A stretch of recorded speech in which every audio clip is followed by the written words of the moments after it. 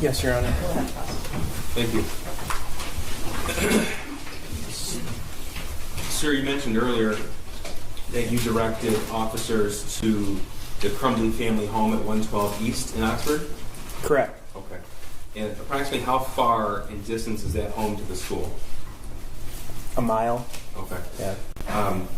And as officer in charge and as a sheriff's office employee, you're aware that vehicles have in-car recording capability? Yes. Okay. So I'm going to show you what's been, I believe, stipulated to is Exhibit 341. This is an in-car video of Deputy Zajak's marked patrol car. That's 341. I'm sorry, I'm just... Was that submitted through Joe Bryan or not? No, just 342 was. And, I'm sorry, we have no objection to 341. Right, 341 was admitted.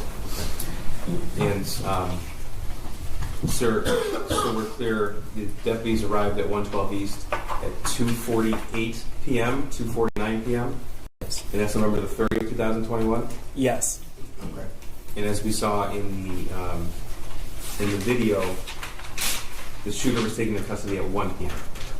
Yes. Okay. Correct. This room is the volume turned.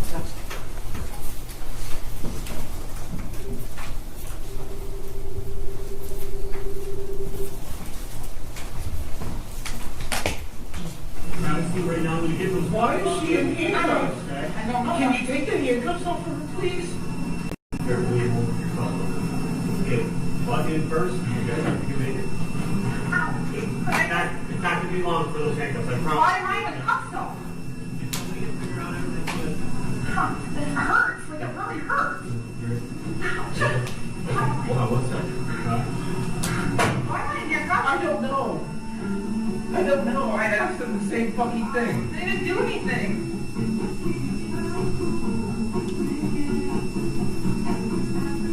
I'm getting claustrophobic. I'm getting claustrophobic. I think don't freak out in front of the cops. This is going to be a lot better if you don't make a situation.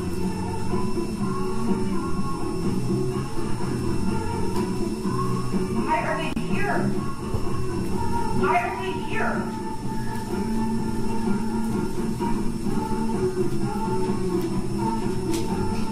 Okay, push my glass in my nose, please. Put chapstick on my lip, please. And then get my fucking phone.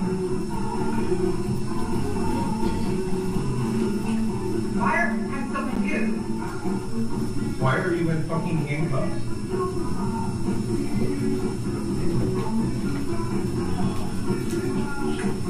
Is your phone here? I set it down and then I have a cop pointing a gun at me. Why are they in our house?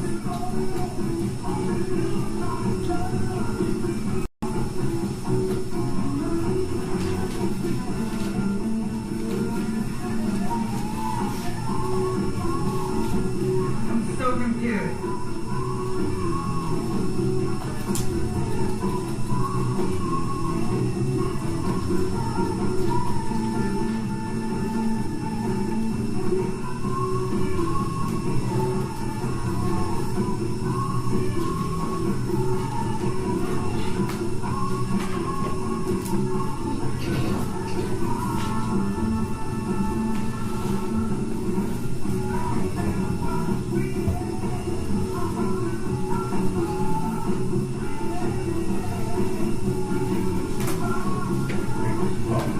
We're dealing with this shit. Already dealing with shit. Why have we got to deal with this?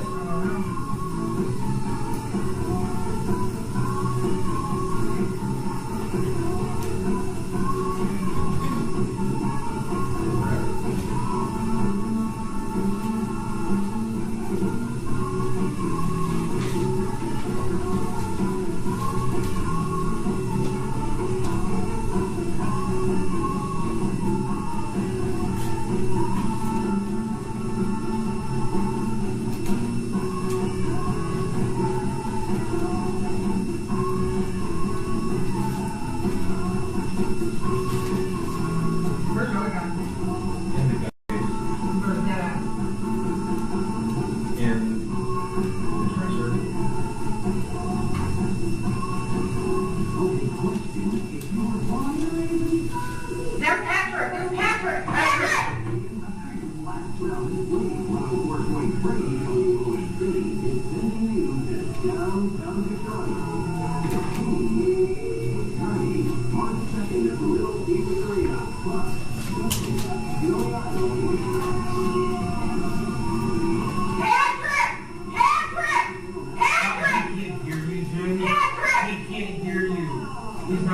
doesn't hear you. Jen, he can't hear you.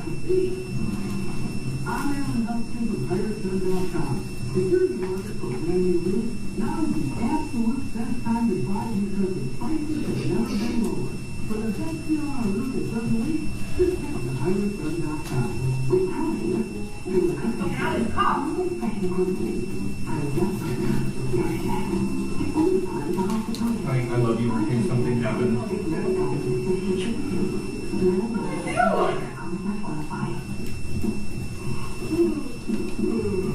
If anything happened, you do not answer any questions without a lawyer. Ma'am, I didn't catch your name. It's Jennifer. Jennifer, come on now. Wait, hang on. Take the handcuffs off.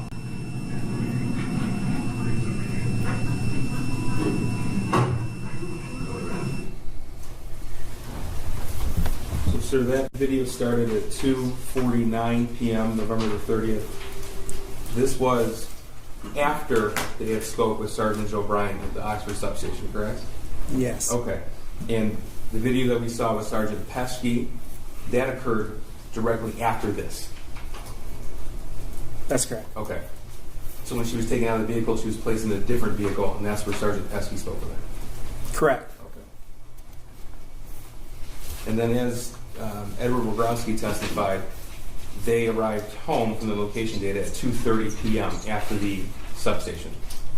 Yes. Okay. Sir, do you know the date in which Jennifer Crumbley was charged?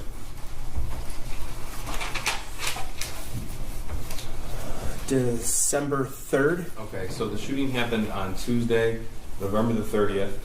December 3rd would have been a Friday. That's correct. Okay. And, I believe it was noon, around noon. okay. Tell us what happens when someone is charged with a felony in the state of Michigan. The process to actually have the charging document. So the prosecutors give me a warrant. I go in front of a judge and I swear to the facts of the case. The judge authorizes the warrant. Okay. And that's what we would commonly refer to as swear to? Swear to, correct. All right. And did that happen in this case? It did. Is that a closed proceeding or is that open to the public? It was open. Okay.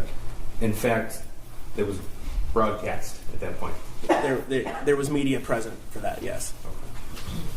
Okay. And they were, Jennifer and James Crumbley were not in custody at the time of the swear to, is that right? That's correct, they were not. We've already heard from Dave Hendrick about the fugitive apprehension team in that part of the investigation. Tell us, please, how retired Sergeant Hendrick's team got involved. So, upon being made aware that charges were coming, we knew that they weren't at the residence. So I had Sergeant Hendrick, who worked for me, deploy the fugitive apprehension team to locate the suspects. Okay, and that's purely a law enforcement function, would that be correct? 100%, yes. Okay, so as the detective lieutenant in charge of all of these different divisions, that includes the fugitive apprehension team? Yes, sir. Okay. So the decision then would have ultimately been yours? Yes, I told him to go attempt to look for him. Okay. Now was that on Friday the 3rd or was that prior to Friday the 3rd? I don't recall. Okay. He testified yesterday that he recalled it being Thursday the 2nd. Is that accurate or you just don't remember? Yeah, I don't. I think it's accurate, but I don't remember it specifically. Okay. That's fair. Now, during the course of your investigation as the officer in charge, did you learn where the defendant went after her phone was seized in the evening of November 30th, 2021? Yes. Okay. And I guess as a reference point, Lieutenant Sam Marsman testified yesterday as to the date and time when her phone was seized. You were here for that testimony? I was. Okay. So I'm going to have you walk us through that timeline. Okay. Now, we've heard about the track phone purchases. Yes. Did you discover where those purchases were, where those purchases occurred? Yes, at a Walmart in Lapeer. Okay. This would be exhibit.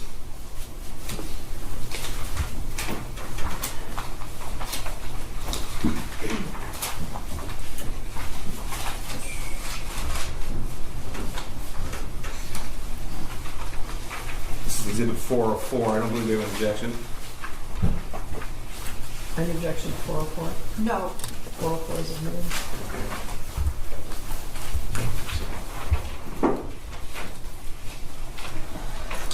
Okay, so this is a photograph of the exhibit. What are we looking at here?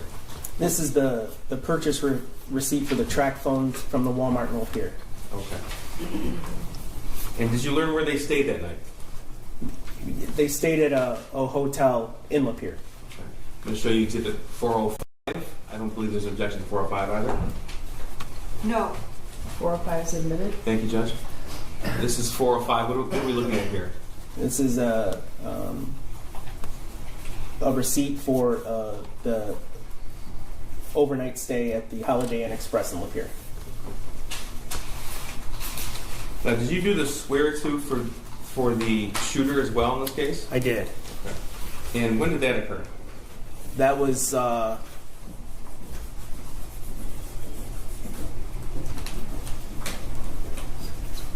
it was on the December 1st. I want it.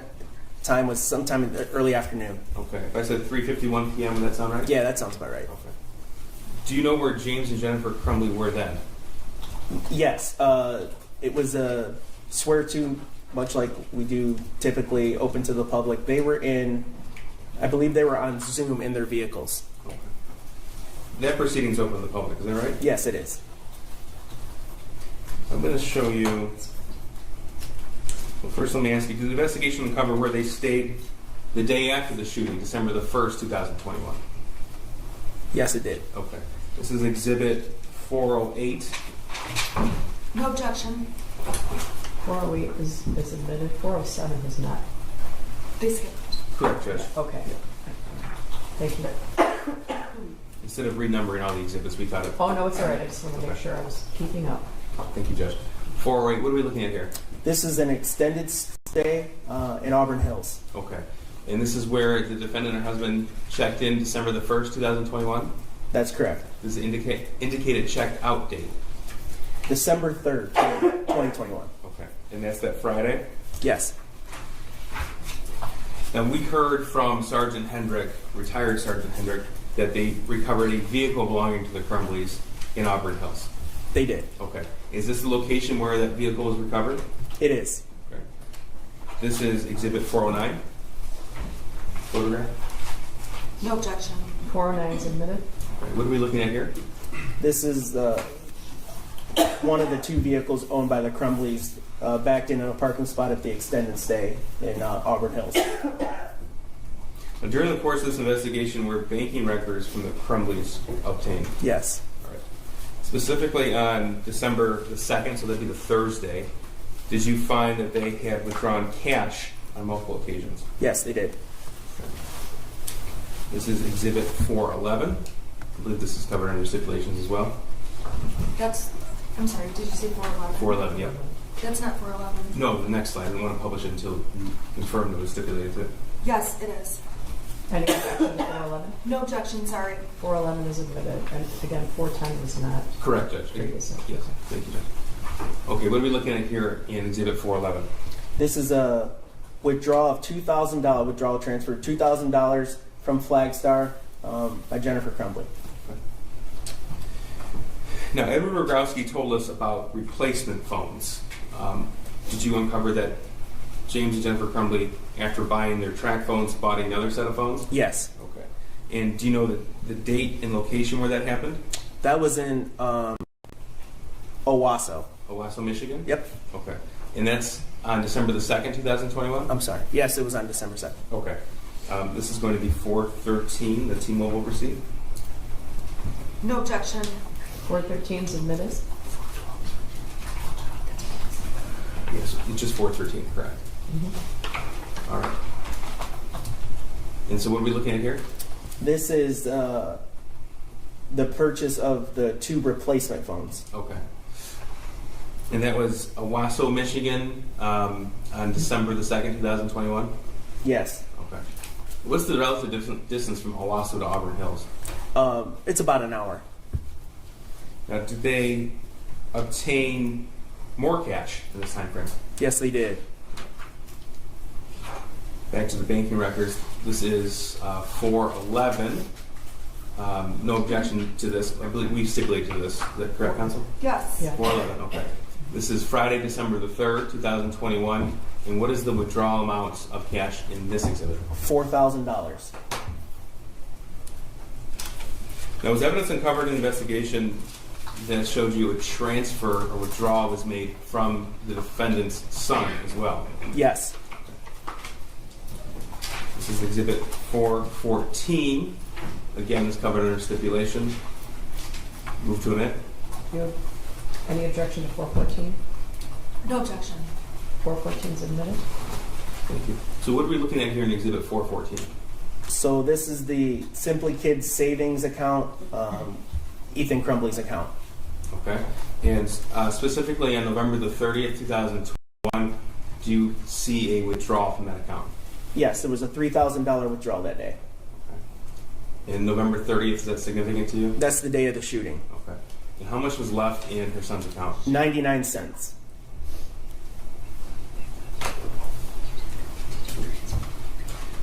So what we can tell from the banking records and messages, at this date and time, the defendants obtained $6,000 in cash, $3,000 transferred from their son's account, and they were attempting another $5,000 from horse sales. That is right. Yes, sir. Now, do you know where the defendant went after she checked out of the Auburn Hills Motel? They traveled to the address in Detroit, the warehouse. Okay, and that's the address that William Creer testified to yesterday, 1111 Belleville? Bell, yes, correct. So I'm going to show you portions of that exterior surveillance footage that was obtained. Before we do, we've already talked about the timestamp difference. The timestamp on the video is about 22 or 23 minutes fast. Is that correct? Yes. So these will be, we marked them separately for convenience as 415 and 416. Okay. And the people will move to admit and publish now. We'll start with 415. Any objection to 415 or 416? No objection to 415. There is an objection to 416 because Mrs. Crumbley's not a part of it. Judge, I think it is relevant to show what happened with the vehicle and why, especially in light of Mr. Kirkley's testimony yesterday and Mr. Creer's testimony yesterday. Your Honor, it doesn't involve Mrs. Crumbley, so I would object. I think it's relevant to their activities, and it's non-testimonial. I'm going to admit it for Thank you, 16. Thank you. Again, I'll start with 415. Before we hit play, again, the timestamp is 11:20 and 35 seconds on November the 3rd. I'm sorry, December the 3rd, 2021. That's right. Okay, so actual time would be approximately 10:58 a.m. Correct, sir. Okay.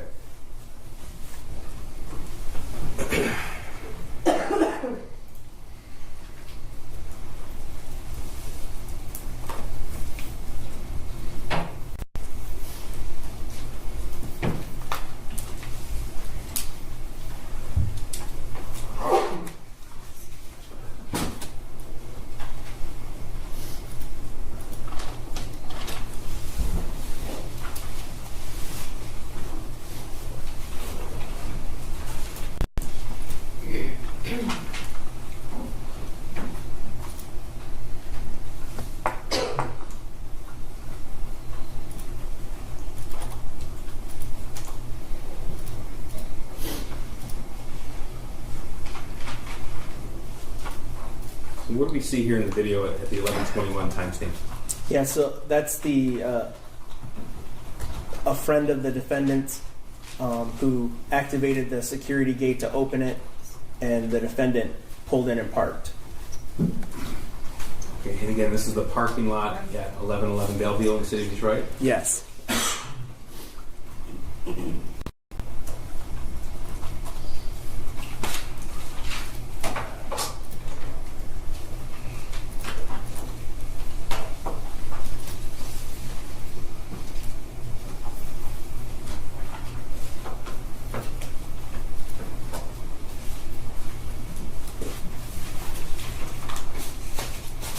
Tell me if you see anybody you recognize.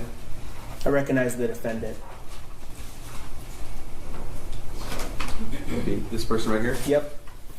Yes.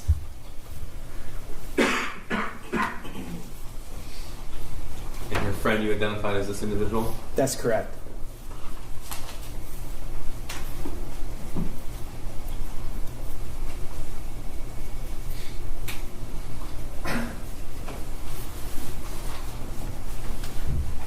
And is James Crumbley depicted in this video as well? Yes, that's James there. Right here in the magnified portion? Yes. Okay.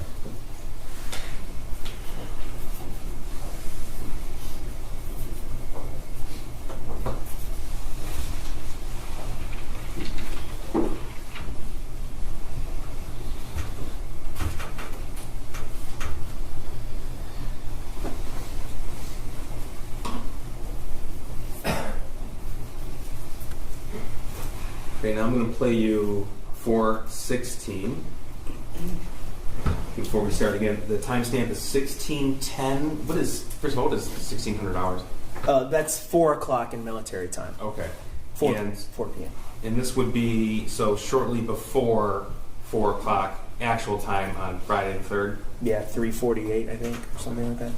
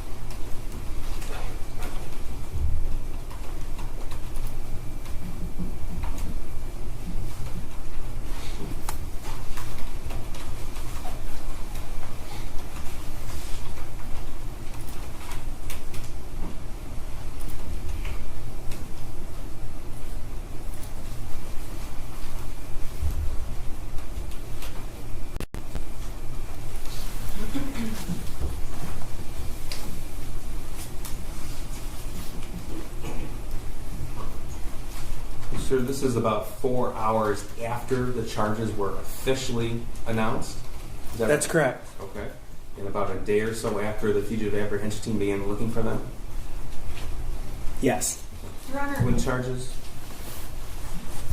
Your Honor, I would object because this witness is saying no on the fugitive apprehension team. They came to my office on Friday. Hold on, And so hold on, he hold would- on. Wait. Okay. He wouldn't have personal knowledge of the fugitive apprehension team, and he's saying the wrong date. Judge, Okay, well- counsel can't insert that. Well, you can testify, but I want to know from his personal knowledge. One thing I think that would be helpful is, I don't think, would anything refresh your recollection about when the swear to was? 'Cause it- The swear to for, we mentioned two, Your Honor. So you talk about the swear to for the defendant? Yes.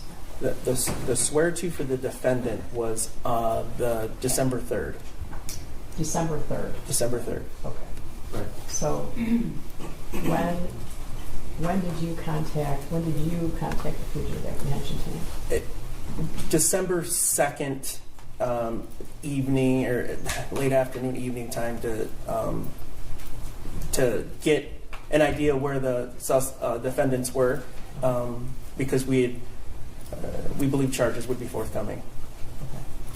But he said they came on the You 3rd. mean Hendricks? Yeah, and Hendricks came to my office on the 4th. No. Okay. Hendricks, Friday the 3rd is when Hendricks testified that he showed up there. He was conducting surveillance prior to noon. Oh, he was there without me. Okay. It's all on the record. Right? Okay, yeah, you have to rely on the evidence from the witness stand, okay? And you have to rely on your collective memories and your notes, right? Go ahead. Thank you. Okay, sir, you testified earlier that the swear-to that was broadcast was noon, Friday, December the 3rd. Yes, Okay, and this video is around 4 p.m. Friday the 3rd. correct. Okay. Now, Luke Kirkley testified about looking at a poster online, and that's what spurred him to call 911. Do you recall that? I do. Okay. And so when a BOL, or be on the lookout, is announced, is a license plate of a vehicle also given? Yes, Okay. Was the license plate on this vehicle in the front of the vehicle or the back of the vehicle? it was affixed to the back. Got it. Now, sir, Mr. Rogrowski already testified about the location data for Jennifer Crumbley on the day of the shooting, November the 30th, 2021. Do you recall that? I do. Okay, and as officer in charge, you're aware of that information that he uncovered? Yes, Okay. Just want to confirm that Jennifer Crumbley never stopped by her home at 112 East after meeting Mr. Hopkins at the Oxford High School. no, she went directly back to work. Okay. Now, you've had the chance to review phone logs as well as other information from social media and information obtained from Jennifer Crumbley's phone. Yes, Okay. And sir, do you have any experience getting someone same-day mental health help? yes, I do. Are there facilities available for that?